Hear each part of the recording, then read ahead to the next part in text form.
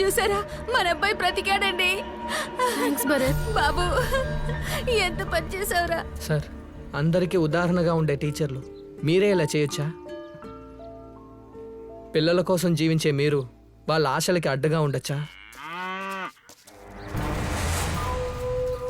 రేయ్, ఏంటి మా అమ్మాయితో ఏదో మాట్లాడుతున్నావు? రేయ్, సిగ్గుగా లేదా మీకు? వీడున్నాడన్న ధైర్యంతోనే కదా నువ్వు స్కూల్ మూయకుండా ఉన్నావు. మూసేయి అంటున్నావే, మూసేయడానికే అదేనా సారాయి ఫ్యాక్టరీ అనుకున్నావా? అలాగే అనుకోరాను. చిన్న వద్దు చిన్న, పద వెళ్దాం. ఉండమా భరత్, నీకు దండం పెడతాను, దయచేసి ఇక్కడ నుంచి వెళ్ళిపో. నాకేం తెలీదు, నువ్వు ఉండమా. రమ్మంటుంటే వెళ్ళిపో. రే మామా, పోతురాజు మామయ్య పొలం చాటుగా పంజా విసిరే పులి కాదు, శత్రువుల గుండెలో దూసుకుపోయే బుల్లెట్.